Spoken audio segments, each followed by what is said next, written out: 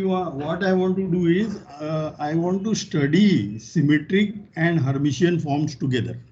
That is my aim. So for that I have created this notation. Now what is the notation?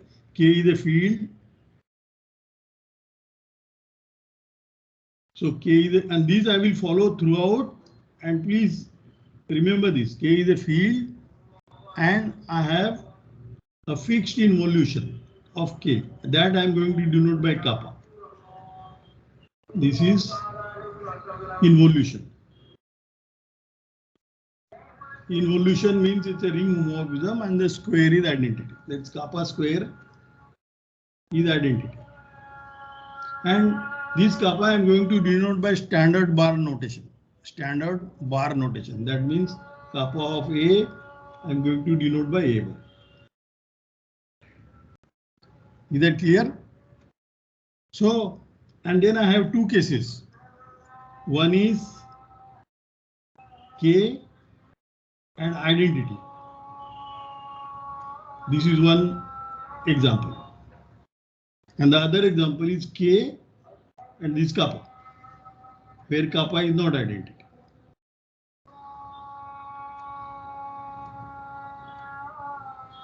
All right, now when we saw sesquilinear functions, they are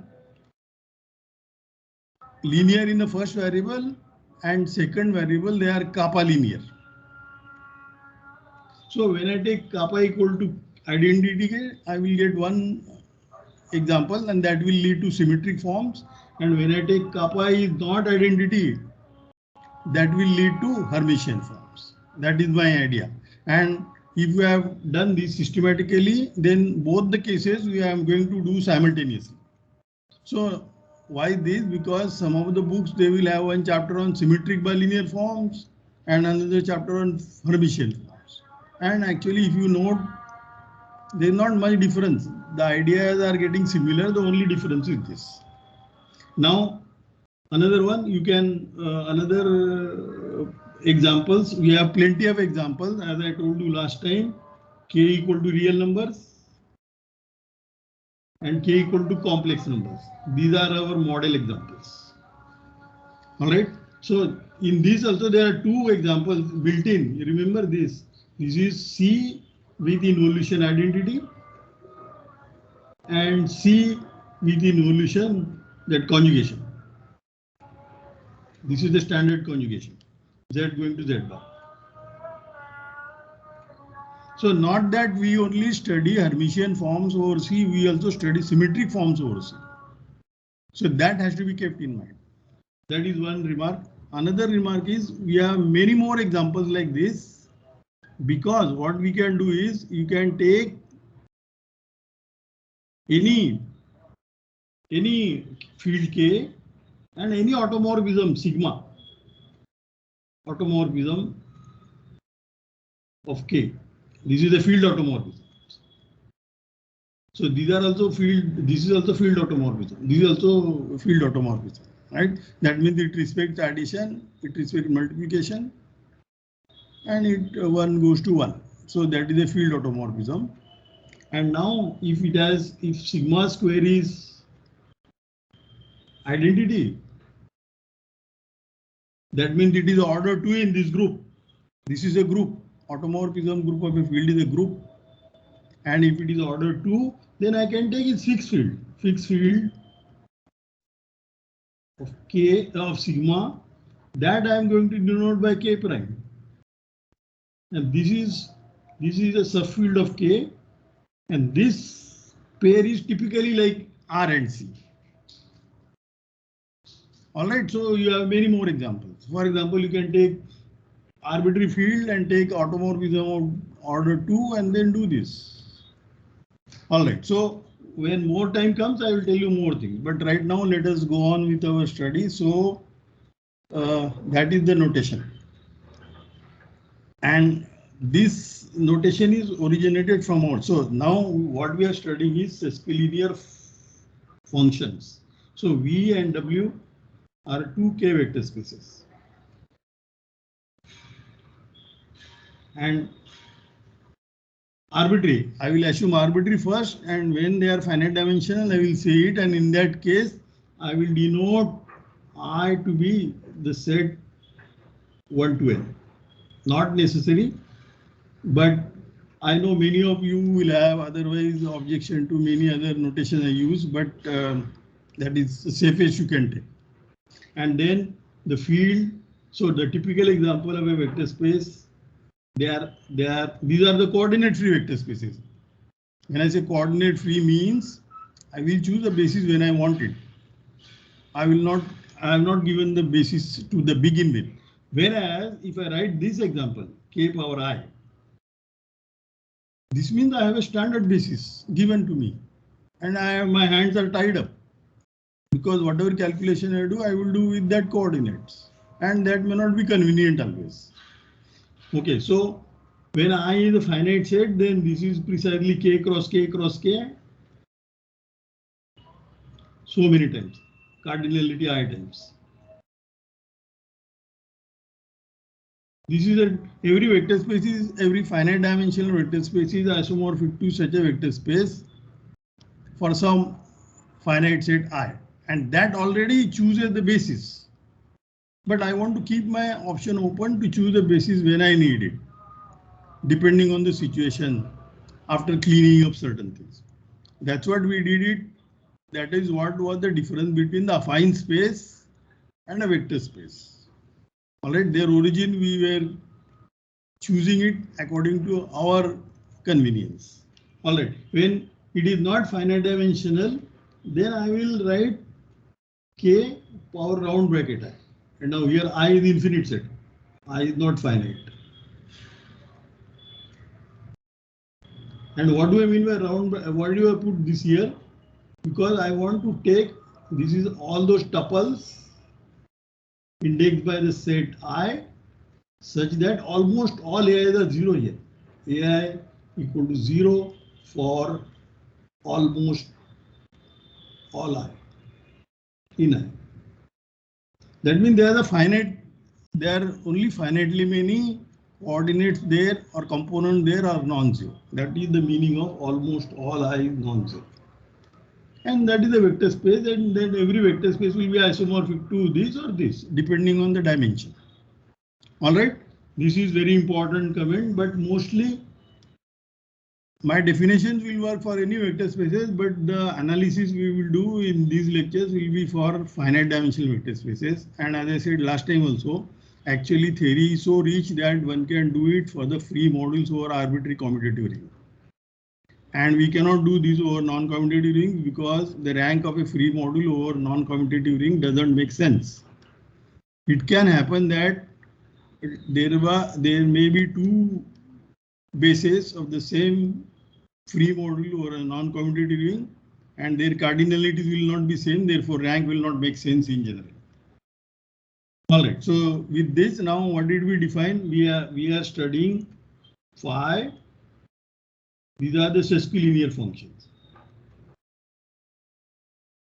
So in the first variable it is linear, in the second variable it is kappa linear. Second variable it is kappa linear. That means the scalars will not come as it is, but kappa of that scalar will come out. Now I will not repeat this more. All right, now I will call it a form. So phi will be called sesquilinear form.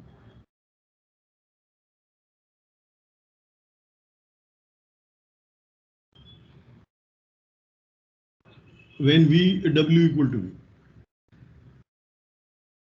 That is in that case only I will use the word form. That will be understood from the context. All right. Now, as usual in linear algebra, you know that whenever we study linear maps, it is convenient to find a matrix associated to that. Similar thing I am going to do, and this will lead us to what is called Gram's matrix. Gram's matrix of phi. And remember, phi is a sesquilinear function.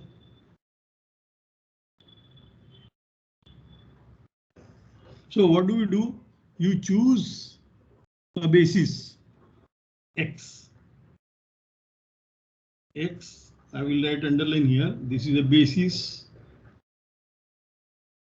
of V. And whenever I need, I think I will write more explicitly like this. And please remember X1 to Xn. Or I will write Xi. And remember, I am not writing this as these brackets. I want to keep it round bracket. I am writing it as a tuple, because what is important is when you write matrices, you have to mention first column, second column, third column. So in that, for that reason, I am writing it as an ordered tuple, because then there is no confusion. All right, so that is the reason. All right, so that is, I will mostly write like this, because I don't want to keep thinking I equal to 1 to n. I is a finite set, and I will write this, and obviously it is with the natural order on I that I will write first, second, etc. All right, so that is a part of the notation. All right, now this is a basis of V, and this is a basis of W. And Y is also Y, J in J. Because I'm not assuming they are same dimension. Where J is also finite index set and I is also finite index set. And if you are brave enough, you don't assume that they are finite. The definition will not have any problem. All right, now, so note that this phi is uniquely determined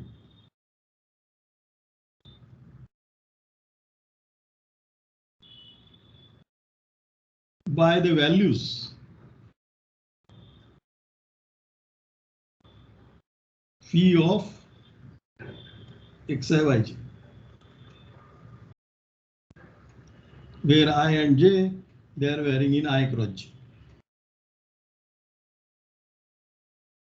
This is very easy from the bilinearity, not bilinearity, but the sesquilinearity. That is because what, if you want to find out what is, if you take any arbitrary x in V and arbitrary y in W, then you want to write down what is phi of xy. And I claim that this is uniquely determined if I know these guys, because I am going to substitute x equal to x is an element, it's a vector in V, so it will be linear combination of these xi's in a unique way. So I will write like this: ai xi, I is in I, and then what do I use the notation? I want to keep the same. So bj yj, j is in j. See, this is the advantage. If you are writing n and m dimensional, then your mind will be always busy. Is n or m or n and so on. So this will not create a confusion. In the back of your mind, you are assume that I and j are finite sets. Now bilinearity, these guys will come out.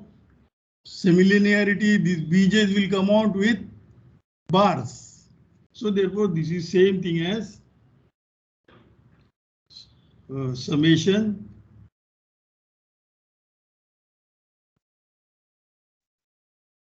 this will be same thing as summation, and this summation is run over I and j in I cross j.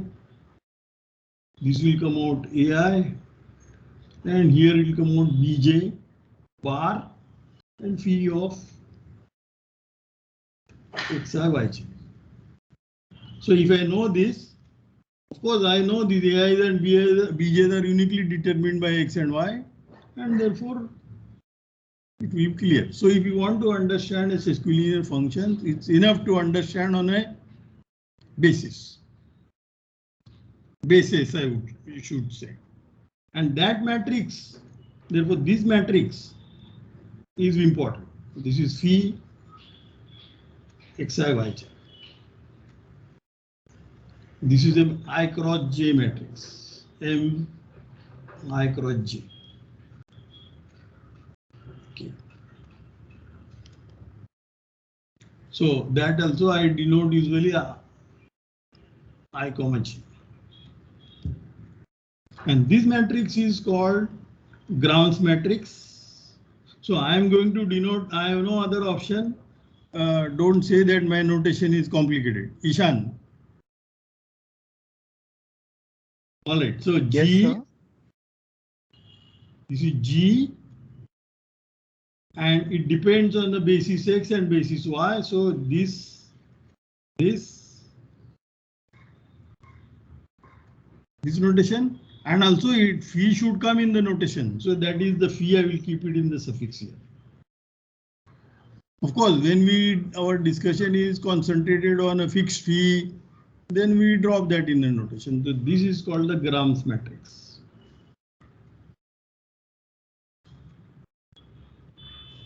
Matrix of phi with respect to basis X and Y.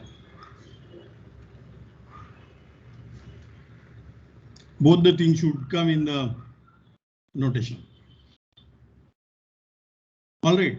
Now further, if they have the equal dimension, further, if dimension V equal to dimension W, this is, this is the cardinality I, and this is cardinality J. Then this is a square matrix, but the numbering is different, but the number is same. That also you should allow. No. So cardinality is the same. So this is really a square matrix. If you want, you number them 1, 2, and so on. So then the determinant makes sense. So determinant of this matrix G. This is a German. This is a Gothic G. X, Y. This I am going to denote by G, capital G, of phi X, Y.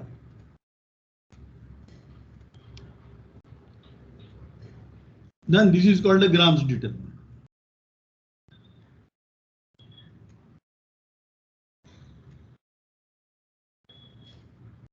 Of phi. Can I ask something? Yes. Yes, at the beginning you said that we could take V and W infinite dimensional. No, I didn't get you. I am not able to hear correctly. Sorry. Can you hear me, sir? Yes. Yeah, at the beginning you said that we could take V and W to be infinite dimensional. Yes. Yeah, but over here, how do you make sense of the determinant for an infinite dimensional? I didn't say that. You look at my sentence very carefully. Further, if the dimensions are equal and finite. Okay, See, okay. this is equal and finite. Yeah. Okay, sorry. Maybe I should have written this. Thank you. Yeah. Then in that case, we will talk about the determinant. All right. And now also in an infinite dimensional case, also, this matrix is not arbitrary. This matrix will have only, columns will have only finitely many non-zero entries. That is also built in the definition. Because the AI tuple in infinite dimensional case, then only finitely many components are non-zero, and that you are writing it as a column, no? All right. Yes. So that is what it is. All right. Now, another thing I want to make in the,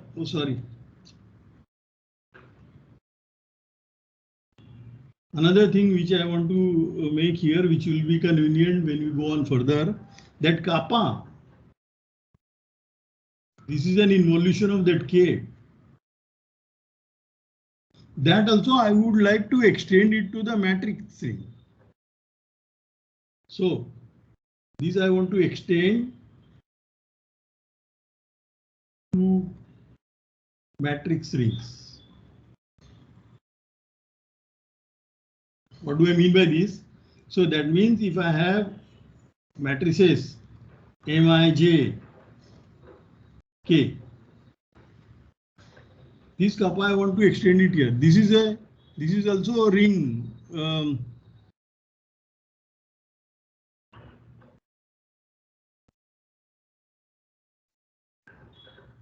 All right. So here to here, Ij.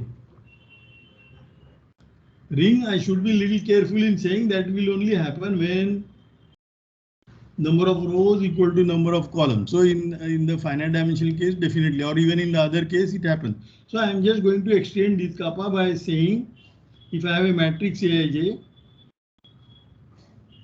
I will just apply that kappa to each entry.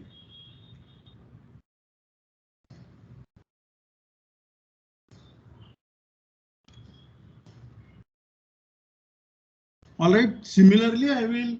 So what will happen? Matrix. That matrix I am going to call it A bar.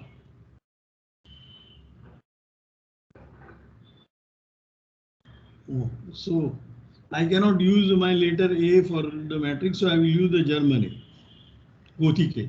This I will denote by A bar.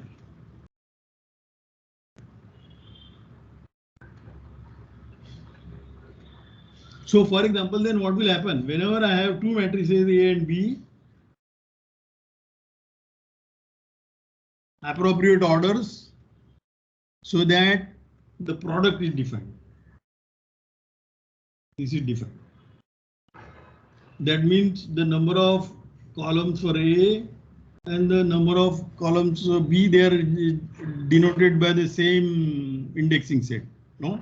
In that case, if I take bar of this product, that is same thing as bars of the individual and then multiplying them. These are very simple that you will know. Moreover, if now I equal to J, this is a square matrix case. In that case, when I take determinant of A bar on one side, on the other side I take determinant A and then bar. These two things are same. That is where you need the fact that kappa is a ring homomorphism.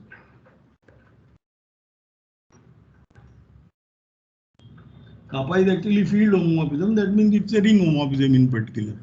Therefore, it will commute with product and sums and so on. So in particular, it commutes with the determinant. So another comment is if the matrix A is invertible, that is it is in GLI K, then A one side, whether I take A bar and then inverse, or I take inverse first and take the bar. These two are same. Again, that is because how is the inverse defined? No, it is the adjoint times a scalar determinant. No, that is how the inverses are obtained. And adjoint is an operation again. It's a ring operation, products and sums and so on, and some horrendous calculation you do. But that is then because this is again because kappa is a ring. So this will make our life easier. All right, now let us go on to the obvious question is what happens when you change a basis. That's what we did it in the case of linear maps, and I am going to do little bit like that. So now the question is, so now here V and W, these were the two vector spaces, and there is one basis X, the other basis X prime, here one basis Y and the other basis Y prime. And remember we are indexing V basis of V by I in I, and here we are denoting by J in J. I and J finite sets if you do. All right, then I write down the formula which will connect this. On one side you want to know this matrix G, what is the relation between G, phi, X, Y. On the other side, you would like to know what is G G for grams, phi x prime y prime. And we want to know how they are related. And I will write down the formula and I will not check it, you check it. So they will be related by this. This is equal to A, matrix A, the transpose. And transpose I am going to write on the left side for obvious reason. And the other side is B bar. And what is A and what is B? So what should be A? A should be the transition matrix of the basis. So A is A should be in GL I K. This is a transition matrix from the basis X to X prime.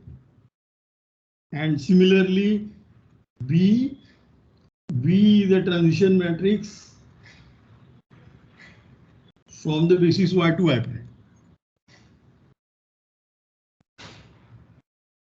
So this is a matrix from X to X prime. And this is a matrix from Y to Y prime. Is that clear? Ishan, is it clear or boring? So it's clear. No, it's fine, sir. All right. And remember, this X going to X prime, I wrote bar going to bar. That means that is why I wrote them ordered pair. So Xi is going to Xi prime for every I in that order. All right, this I am not going to check. This is called a transformation formula. This is very important. So this is what we will use it often when we need to calculate something. We will change basis. Sir. Yes, please. Sir, what is TR? I guess I missed that notation. TR of the transition matrix. Your voice is splitting. Hello, sir. Yes. I wanted to know the notation TR. Which are? I said it only. It's a transpose of a matrix. It's Transpose. transpose, okay. It's a matrix, no? And the Yes. transpose. And you may wonder, why did I not write the other side? I'm sure that is your query. That's simply because if I want to take the powers of a matrix, then I will get confused. That is why I have to write on the left side. Okay. All right, so that is it. In particular, what happens? In particular, what do I get from here? In particular, I will get, if in particular, I should write that case. In particular,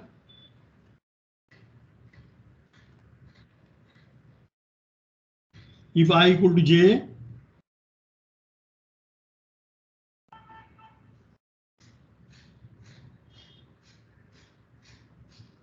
then V equal to J, V equal to W. V equal to W, then G phi X and G phi X prime. What is the relation? This one equal to the transpose of the matrix, the transition matrix from X to X prime, and this one is B bar, where not B bar now, because there is only one matrix. So that will be A bar. I am putting, so this B will be equal to A now, X equal to X equal to Y, and so on.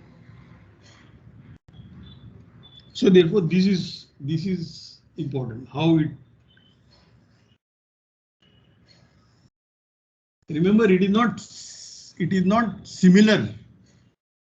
Unlike in a case when you studied linear maps and change the basis, then the matrices are similar. Here it is not similar. These matrices are called congruent. All right. So these are the formulas to be remembered. Now, if anybody has any query, you can ask now. And also this formula I can shift this to the other side because these are invertible matrices. So I can always shift to the other side and then you have to write appropriately. So this side, if I want to shift this to the other side, it will be A transpose inverse and this will be B bar inverse and then you can shift around. Now is it clear? Shall I go on? Shall I go on? Sonakshi? Yes, sir. All right. Now, first of all, I want to consider examples which will play a very important role in our further discussion. So, examples.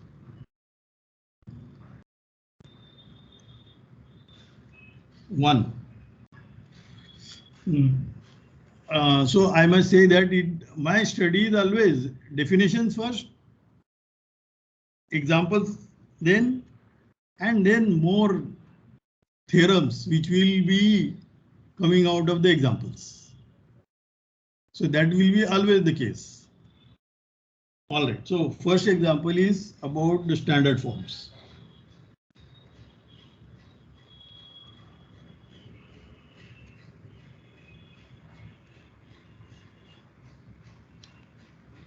See, as I told you, what is the standard example of a vector space? That is this one. I said no. These are the standard examples. These are the model examples. And they are standard examples, then there is a standard basis. All right, so I keep calling them as the standard vector spaces. So now standard forms. Now I say forms because I want to consider V equal to W. And these are studied very well studied right from I don't know when you started, maybe 11th standard, 12th standard. So this is standard form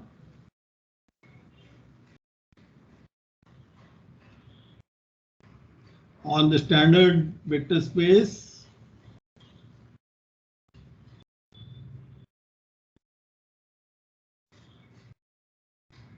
K power I,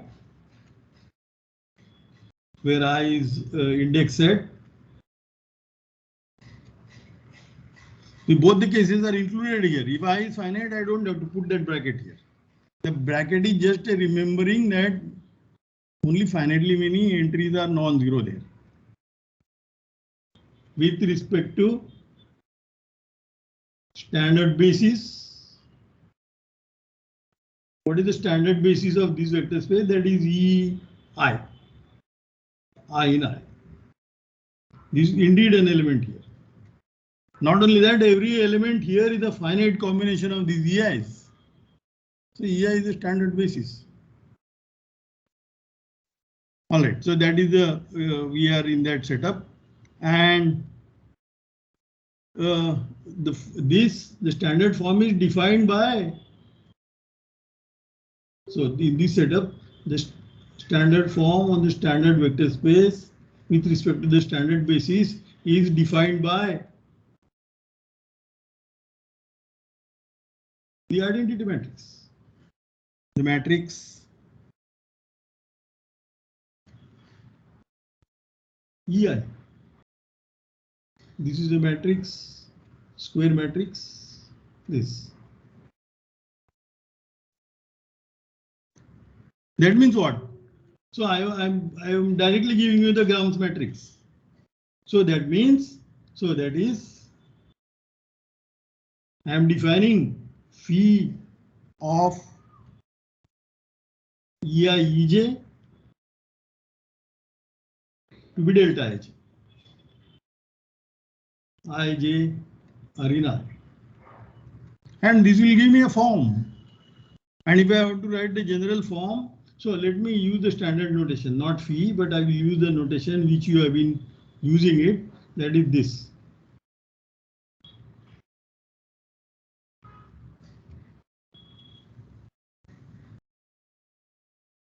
And what is then therefore? If I take a tuple AI, I in I, another tuple BI, I in I, now what will it be? It will come out Now our sesquilinearity will come out, AI will come out, BI bar will come out, and this will be summation AI B J bar. This is over I and J, both are in I. And this is now, therefore, what? These are the, this is A transpose times B, where what is A? A is a column vector. A is a column vector, that is column or row vector. This should make sense. So the A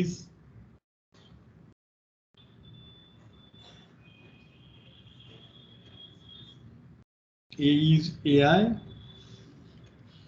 I in I, and B is BJ. Sir, the index of B in the summation should be I, right? 1 minute.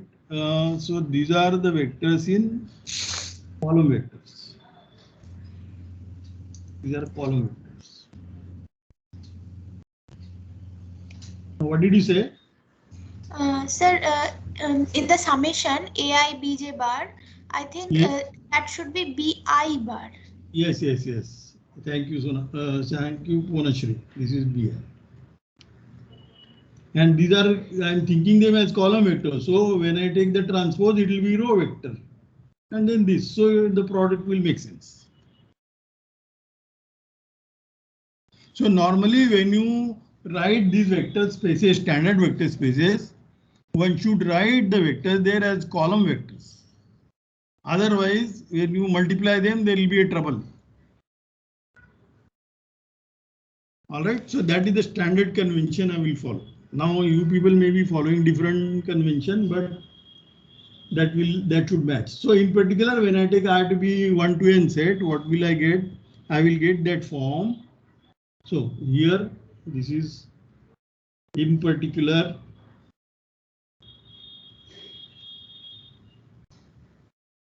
if I equal to 1 to n, that means our vector space is really very standard k power n. Then what do you get? The definition. This is inner product. This is A1 to AN.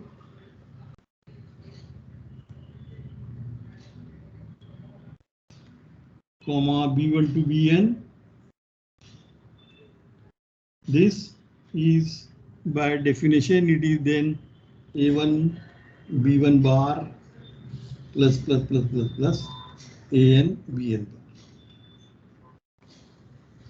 And further, in particular, if you are in a case where kappa is identity, then it is really standard inner product. Otherwise, it is this.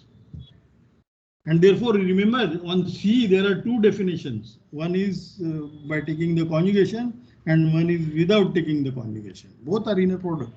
Both are sesquilinear forms. That clear? And this is any study we will do, this will be a particular example. All right, now next one. So lot of our further studies will be dictated by these two examples. So this is one example, and the second one is what I call it a natural duality.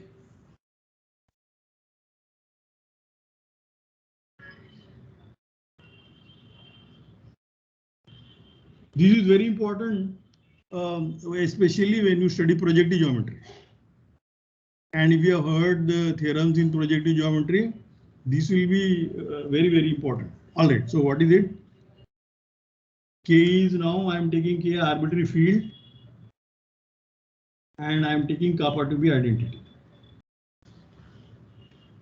in this example. All right. Or Okay, take that, and V is a vector space. VK vector space. Again, if you want to take finite dimensional, fine. As long as I can make statements, I will do it. Only when some proof comes, then we will have to. I will have to say V is finite dimensional or not. Till then, I take it. And then for a vector space, we have a dual space. This is home KV. They are called linear forms only.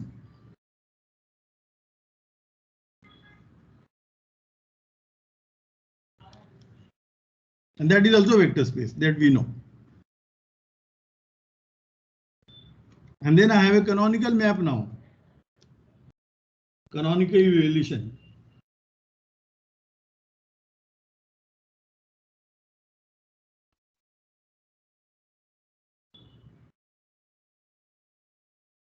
What is the map from where to where? The canonical map is from V cross V star to K. See, this is my V, this is my W. V star is my W. Think like that. And this is the evaluation map. So I denote by script T. What? It evaluates. If you have a vector X in V, if you have a linear form F, what can I do? I can evaluate and get an element in K. This is Fx.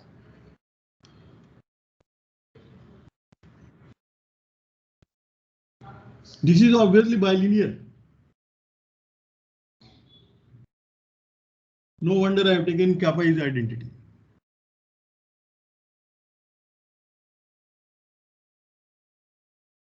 And this is called a natural duality between V and V star. Now moreover, if V is finite dimensional, V finite dimensional, and if I fix a basis X, which is X1 to Xn,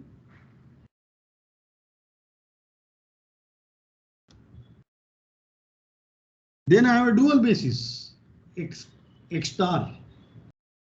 This is X1 star, Xn star. These Xij's they are the coordinate functions. That is why you learn in your linear algebra basic course. This is a dual basis. Dual basis of V star with respect to X. That means Xi star evaluated on Xi vector is delta H.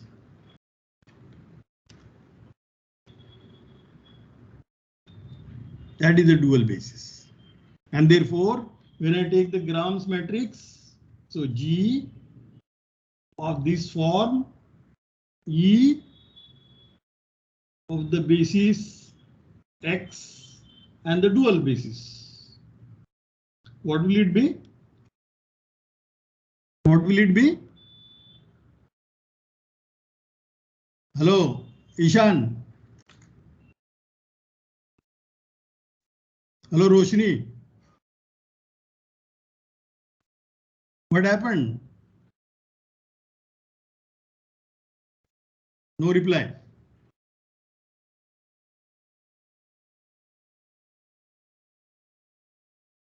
Sonakshi, what is the answer?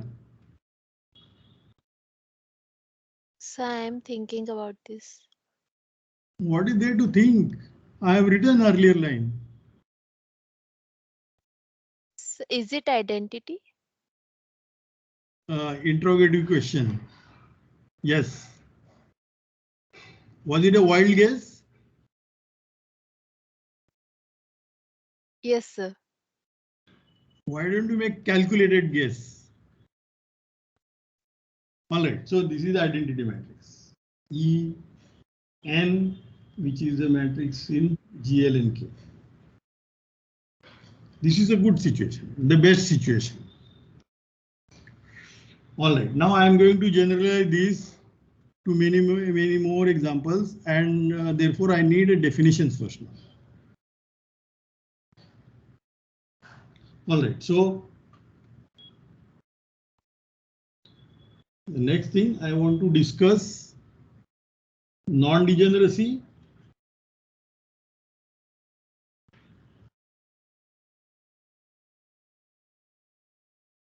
and complete duality.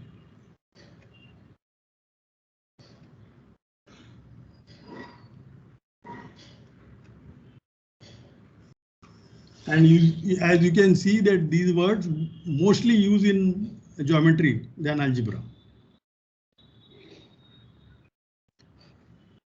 All right, so what is that? So as usual, I will fix the notation. So V and W vector spaces.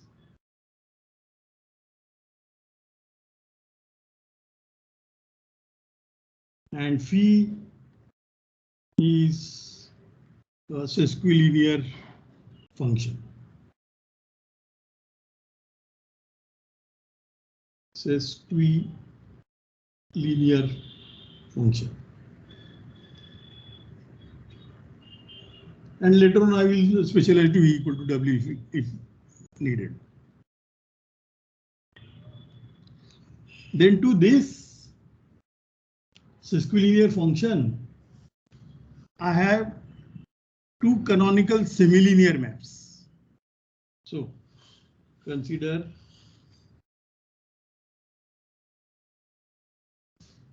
I will define them, but they are canonical.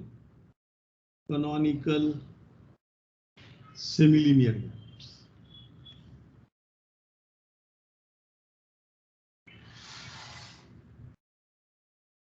You understood what is semilinearity. Semilinearity means not a linearity, but kappa linearity. That means the scalars will not come out as they are, but they will come out as the images of kappa. All right. So what are the two canonical? They are also canonical. So that means I am going to fix one first component and then fix the next component. That is the idea. So phi1. So I'm going to think phi1 as a map from V to where? To W star. W to K. To W star. Yeah. What is the map? Any x in V, it should go to linear form on W. Yeah, so what phi linear of form? Y is mapped onto phi xy, but I want a linearity, therefore I will put a bar here.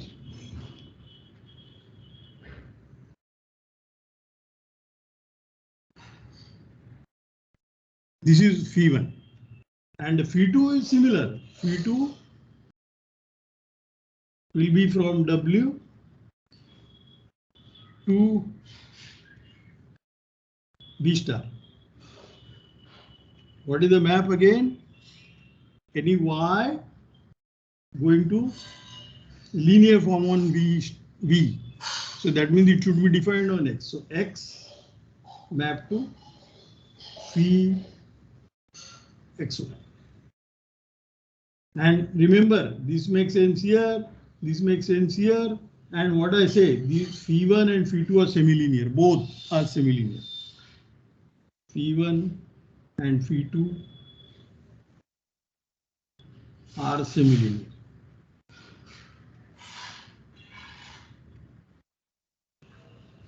Should I check one of them? No, sir. If you say, then I will do that. All right, now I will not check. So therefore, we could have also, instead of this complicated writing, we could have simply denoted phi1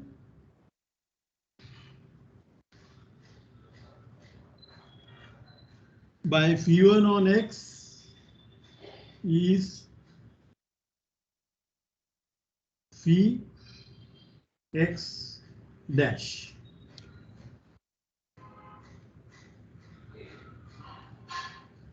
And phi2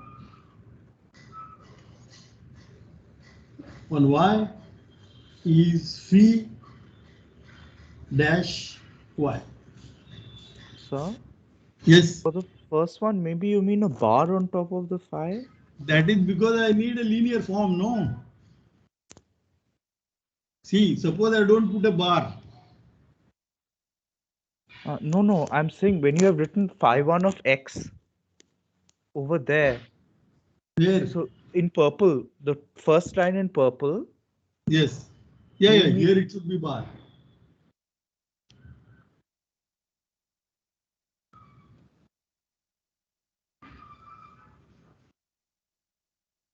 All right. That clear? And we have to take the bar here because otherwise it will not be linear form. It will, the image will not, if even image will not go inside W star. Is that clear?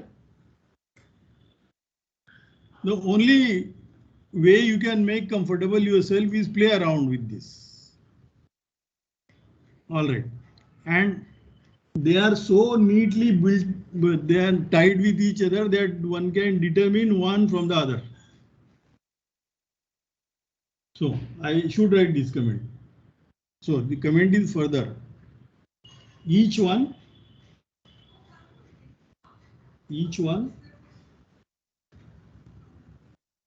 of phi1 and phi2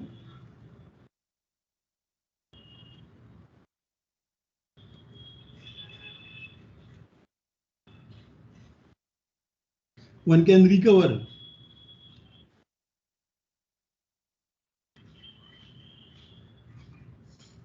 I always have a problem sometimes writing this. Recover phi.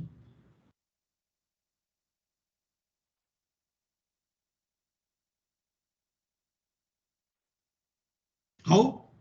Because look at this formula. Look at phi xy equal to phi1 x evaluated at y and then taking the bar, or also phi2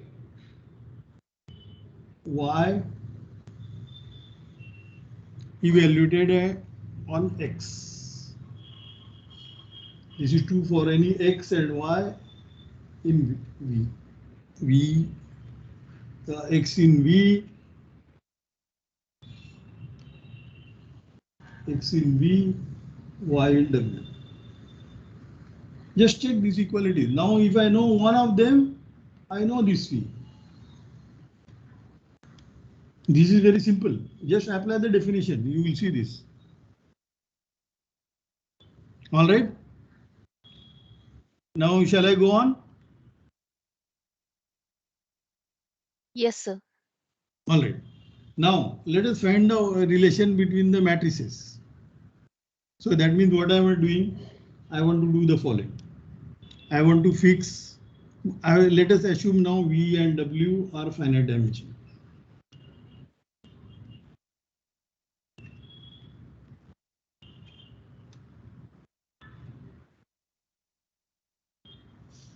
And I fix a basis X. And I fix a basis Y of W. So this is X is the basis of V and Y is the basis of W.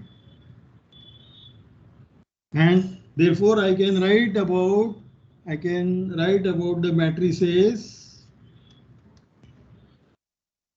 of phi1, for example. Phi1 is a map from where to where? V to W star. So phi m, the notation of the matrix, the bases also should come. So the upper one is from where you are defining. So that is X. And down one is the basis in the image space. That is, so what basis I can take on W star? Naturally the Y star. And of this phi1. Understood the notation? That means I take the image of xi's, xj's, and write it in terms of these y stars and write it as a jth column. That is how you write a matrix of a linear map. And this matrix, because of this matrix is same as I take the Gram's matrix of phi with respect to the basis xy and take the transpose and take the bar.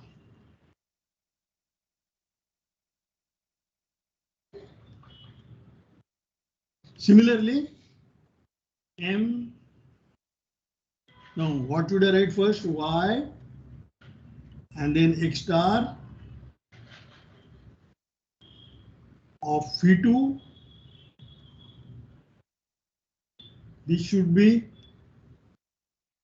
G phi xy. This is simpler because it's linear. There is no bar there. All right. Now, did you understand this notation? So the upper subscript when I wrote X, that is the basis of this vector space. And where it goes is the down. And I don't know whether you are used to this kind of thinking or not. In linear algebra, probably you are not ignored this. Tell me, Tithi. Hello, Tithi. Yes, sir. Are you used to this? Yes, sir. I have used this notation. All right. Sonakshi. Yes, sir. All right, Ishan, is it too complicated notation? No, and sir, I never said that the notation was complicated. Then what is Someone complicated? else. I didn't What? say there was anything complicated. Huh? You mean the choice of my letters? No, I have not said that it was complicated. Somebody else had said that the notation was complicated. Okay, That was okay, not fine. me. Fine. All right, so this I am not going to check. It is very easy to check and you have enough experience to check. All right, what does it show? These equalities, what does it show? This is a Grams matrix transposed and then the bar. This is the Grams matrix. So this matrix and this matrix have the same rank.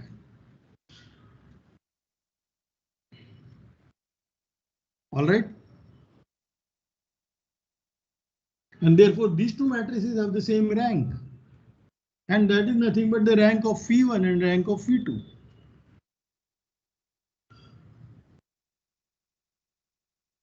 And therefore these two maps phi1 and phi2 have the same rank.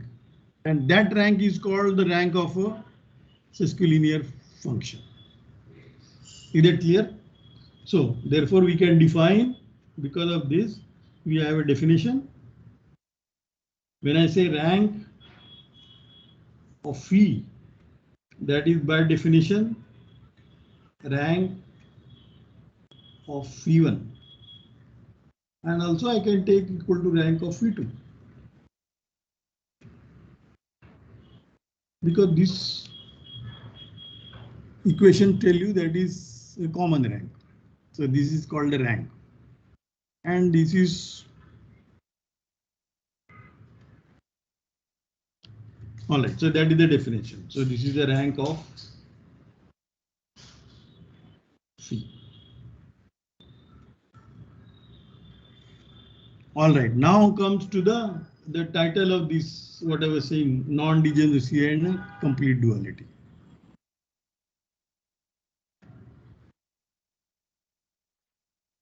So now definition. Now, why am I making this definition?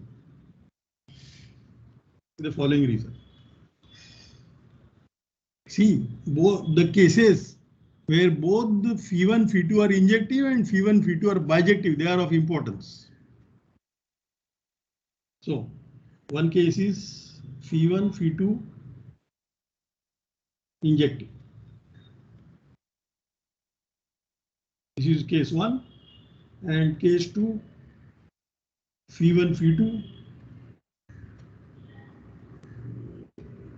bijective. These are of importance in geometry. That I will show you. So that makes me that allows me to make the following definition. Definition 1, that will say that the first case I will call phi1 phi is non-degenerate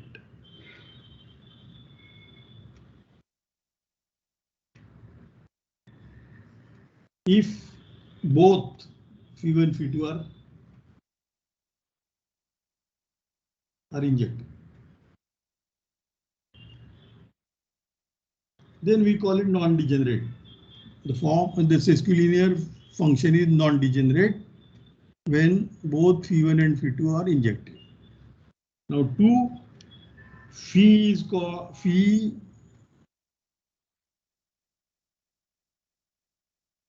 defines a complete duality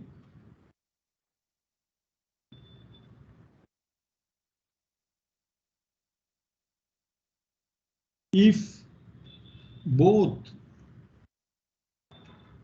phi1 and phi2 are bijected.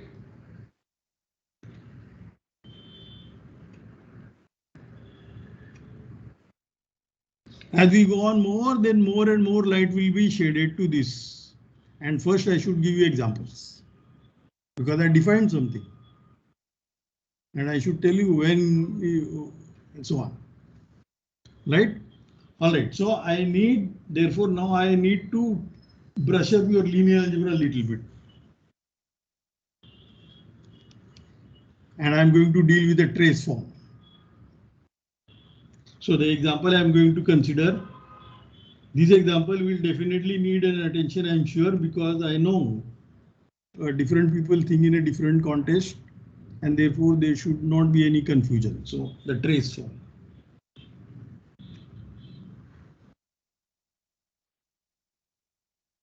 And I'm not sure about whether you know things in a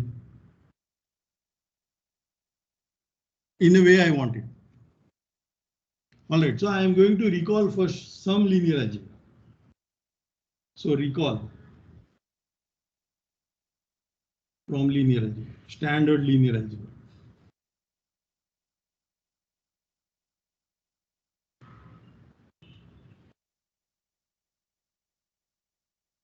My pencil.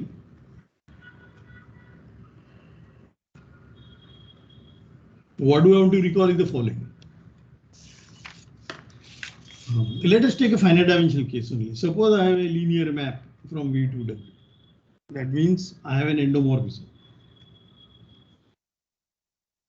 V finite dimensional. Already time is coming to end, but I will take a couple of minutes. Okay. So first of all, what is the characteristic polynomial? Characteristic polynomial. That is usually denoted chi f. This should be a polynomial with coefficients in k. How does one think about this? Any answer? So the one that I have studied is determinant of xi minus a, where a represents the linear map F. What The happens if matrix you change the basis? This polynomial is monic of degree of least degree that is satisfied by F. Sorry? This characteristic polynomial is the monic polynomial of least degree that is satisfied by What is the the degree? Degree of the characteristic polynomial. yes, sir. What is it? So it I is wrote the down. Huh? in the sense I have studied that is the degree of the polynomial that F satisfies.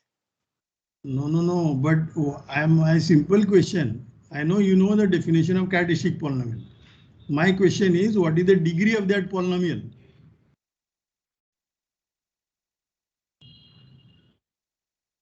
Sonakshi, I am not getting your question, sir. you said characteristic polynomial is a degree polynomial, right? Yes, sir. Polynomial with coefficients in k. Yes, sir. I grant you that. Monic also I grant you. But what is Yes, the sir. degree? Degree of the So characteristic the polynomial. dimension of the space, right? Yes. And now Sonakshi, Okay. your definition, you use the definition for a definition, you use a matrix. Yes, sir. And then what happens if you change a matrix? But sir, any linear map can be represented uniquely by a matrix. Yes, not uniquely. If I change a basis, that matrix will be different. Yes, sir. You see, the problem is you have defined a characteristic polynomial of a matrix. And these I know, these Yes, you sir. have defined.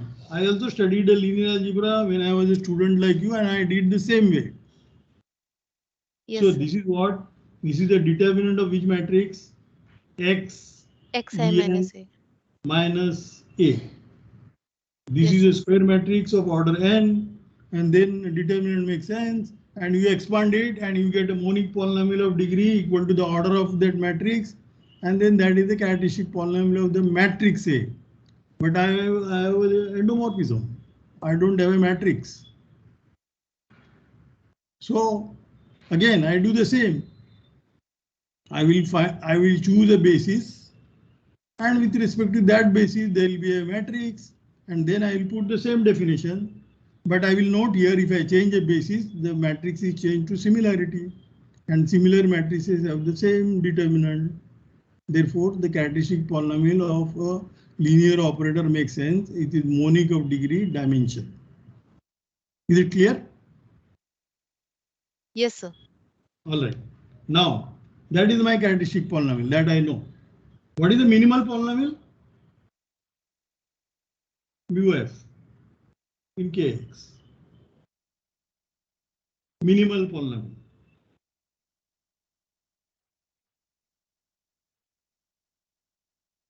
of f. What is that? Can somebody define for me?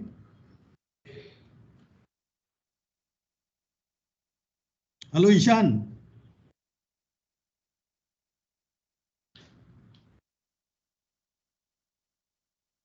Yes, No, the minimal. Hello? yes, Yes, you want the minimal polynomial of f, right? yes. It's a monic of least degree with f Hmm. as a root. And what do I mean by f as a root? But it becomes a zero map, zero endomorph. What is the root? So let's call this minimal polynomial mu. Okay. Hmm. So mu of f is the zero transformation.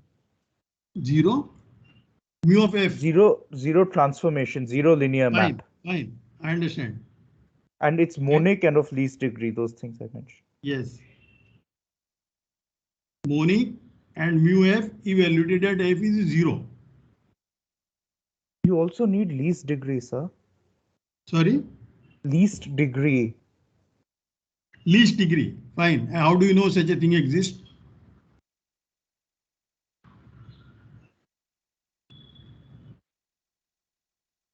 Because the characteristic polynomial satisfies, the map f, or the Hmm. linear map f satisfies the characteristic polynomial. And then So, okay. So the set of integers, set of positive integers n, such that so one. Let me just all right, think of a. I'll tell you how I think about it. You tell me whether you agree. Okay. So I All was right. going to say well ordering principle to say that Too it's much non-empty. machinery. Too much machinery unnecessary. Okay, so you can also do it as the kernel of the evaluation map, the thing which is generating that. Yes, that is the key. So what I'm thinking is you have a map from k polynomial x to the endomorphisms. What is the map? Take any polynomial f and just evaluate f at f. In other words, you just map x to f. And when this is, you are defining a map from the polynomial algebra. So I just have to give value on the variable and extend distributive law and extend it. Then you will get a unique K algebra homomorphism which maps X to F. This is a K algebra homomorphism. And F evaluated at F means, you know, the constant term you have to multiply by the identity map of V. That is the map. Now, this is a K-algebra homomorphism. This is called evaluation map, EF. What is the kernel therefore? Kernel of EF is an ideal. It's an algebra homomorphism. So kernel of EF is an ideal. And I say this ideal is non-zero. Why? Why is it non-zero? Can somebody say it? Because the Quickly, you don't have time. Is there. Sorry? The characteristic polynomial is there. I want a trivial reason. V is finite dimensional. This Kx, is it finite dimensional? No, it's not. No. And if it was kernel is 0, then this vector space, this is a K-algebra homomorphism. So in particular, it becomes an is isomorphism. So this will be injective sitting inside the endomorphism. But endomorphism is finite dimensional. It is n square dimensional. And therefore, this map have to have non-zero kernel. And it's a non-zero ideal in a PID. And therefore, it is generated by a unique unique monic generator. And that unique generator is called the minimal polynomial. So this is generated by a unique polynomial if you choose that to be monic. And therefore, mu f is unique. In a PID, in this polynomial ring over a field, every non-zero ideal is generated. If you choose to be monic, then it is unique. It is similar to integers. Ideals in the integer ring of integers are generated by a natural number, unique. Of course, ideal generated by 2 and ideal generated by -2 is also equal. But if I want uniqueness, I have to make a choice that I choose the generator to be natural number. Similarly, if I want to make a unique choice, then I have to make a polynomial to be monic. And that polynomial is called the minimal polynomial. And now, Cayley-Hamilton theorem says chi f belongs to the kernel. This is Cayley-Hamilton.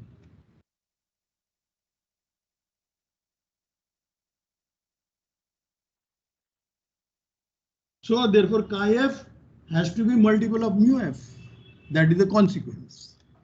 So mu f divides chi f in kx. More about it. Now next time I want to see this division, I will tell you more finer consequence. And that is next time. But please think about it. All these comments are very useful when you compute things. All right, so with this I'll stop. I'm sorry I exceeded the time, but I had no choice. So I will send this file immediately to Purnashree.